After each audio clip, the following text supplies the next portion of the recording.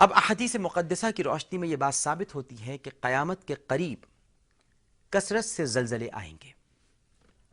قرآن کریم میں قیامت سے قبل زلزلے کا ذکر صراحت کے ساتھ آیا ہے، اور ارشاد ہوتا ہے کہ جب زمین اپنی سخت جنبش کے ساتھ ہلائی جائے گی، اور ایک اور مقام پر ارشاد ہوتا ہے ناظرین کہ یقیناً قیامت کے دن زلزلہ بڑی بھاری شے ہوگی۔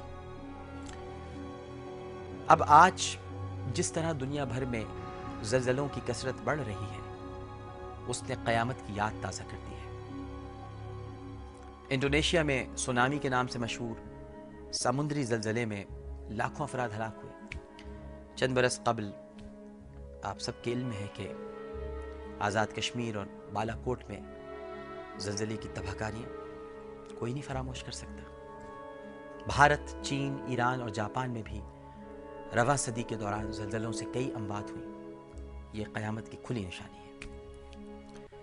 ناظرین کرام، یہ جو ساری نشانیاں ہیں، اور میں آگے اپنے جو دیگر پروگرامز ابھی اور ہوں گے، ظاہر ہے کہ ابھی تو ہم ابتدا میں ہی ہیں، ان علامات کی طرف بھی آپ کو لے کر جاؤں گا جو بالکل قرب قیامت میں یک کے بعد دیگر ظاہر ہوں گی، اور جنہیں علامات کبریٰ کہا جاتا ہے۔ اب ایک نشانی اور ہے ناظرین کہ فرعون کی لاش ظاہر ہوگی۔ مفسرین قرآن نے فرعون کی لاش دریافت ہونے کو بھی علامات قیامت میں سے بتایا ہے، کیونکہ یہ قرآن کا وعدہ ہے کہ فرعون کی لاش قرب قیامت میں ظاہر کی جائے گی تاکہ لوگ عبرت پکڑیں۔ آپ جانتے ہیں کہ فرعون نے حضرت موسیٰ علیہ السلام اور آپ کی قوم کا پیچھا کیا۔ حضرت موسیٰ کے راستے میں سمندر آ گیا تو اللہ نے انہیں حکم دیا کہ اپنے عصا سمندر میں ماریں۔ عصا مارنے سے سمندر میں راستہ بن گیا، اور حضرت موسیٰ علیہ السلام اور آپ کی قوم اس میں سے صحیح سلامت گزر گئی۔ فرعون اپنی فوج کے ساتھ آپ کے تعاقب میں آیا۔ وہ ابھی راستے میں ہی تھا کہ سمندر اپنی پہلی حالت میں واپس آ گیا، اور وہ لشکر سمیت سمندر میں غرق ہو گیا۔ اتنا واقعہ تو عہد نامہ عتیق میں بیان ہوا ہے، لیکن آگے کے حالات صرف اور صرف قرآن کریم میں بیان کیے گئے ہیں۔ قرآن کریم میں ہے کہ فرعون نے مرتے وقت حضرت موسیٰ پر ایمان لانے کا اعلان کیا تھا، لیکن موت کے وقت لایا گیا ایمان اللہ کو قبول نہیں، اس لیے اس کا ایمان رد کر دیا گیا۔ پھر اللہ نے اس کی لاش کو عبرت کے لیے قیامت تک محفوظ رکھنے کا بھی اعلان کیا۔ سورہ یونس آیت 92۔ اللہ سبحانہ و تعالیٰ کا ارشاد، سو آج بچائے دیتے ہیں ہم تیرے بدن کو تاکہ تجھے اپنے پچھلوں کے واسطے نشانی بنا دیں، اور بے شک بہت لوگ ہماری قدرتوں پر توجہ نہیں کرتے۔ دریا کی موجوں نے ناظرین فرعون کی مردہ لاش کو ساحل پر ڈال دیا تاکہ لوگوں کو اس کے ہلاک ہونے کا یقین آ جائے، اور اس کی یہ لاش سب کے لیے نمونہ عبرت بن گئی۔ پھر معلوم نہیں کہ اس کی لاش کا کیا انجام ہوا، مگر وہ جگہ جہاں پر یہ لاش موجوں نے پھینک دی تھی وہ جبل فرعون کے نام سے معروف ہو گئی۔ جدید تحقیقات سے ثابت ہوا ہے کہ فرعون کی یہ لاش آج تک محفوظ چلی آ رہی ہے۔ بعض لوگوں نے کہا کہ ضروری نہیں کہ یہ وہی فرعون ہو جس کا مقابلہ حضرت موسیٰ علیہ السلام سے ہوا تھا، کیونکہ لفظ فرعون کسی ایک شخص کا نام نہیں بلکہ مصر کے ہر بادشاہ کو فرعون کا لقب دیا جاتا تھا۔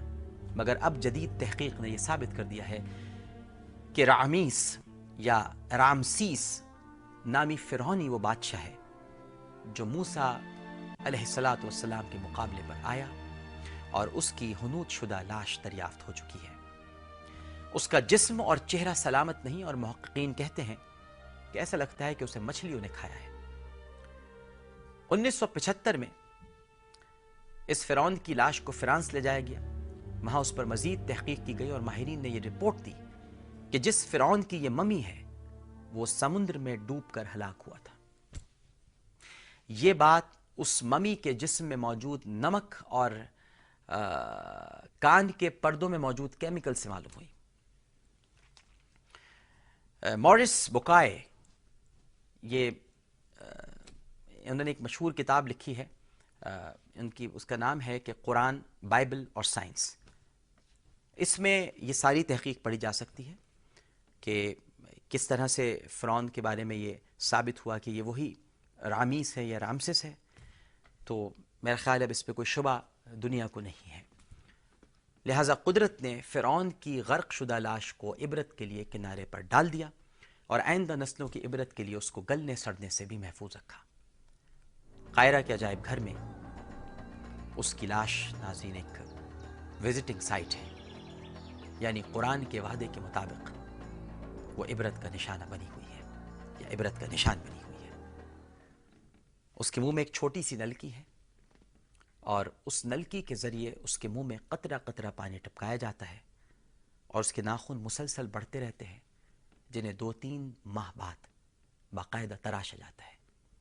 اس سارے عمل میں اللہ سبحانہ و تعالیٰ کی کیا حکمت ہے، اس پر تو کوئی عالم دین یا کوئی سائنسدان ہی روشنی ڈال سکتا ہے۔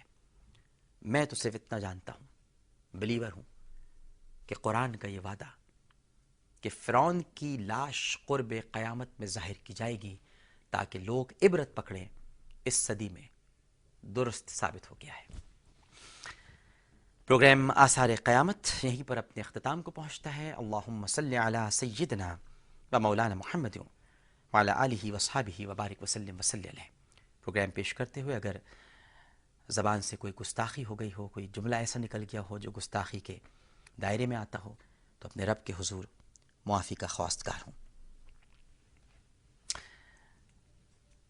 آپ لوگ پروگرام دیکھ رہے ہیں، ایک گزارش اور کرنا چاہوں گا کہ صرف اس کو دیکھنے پر اکتفا نہ کریں، بلکہ اللہ کے حضور اپنے گناہوں کو رکھ کر اس سے معافی کی التجا بھی کریں کہ تو ہمیں معاف کر دے۔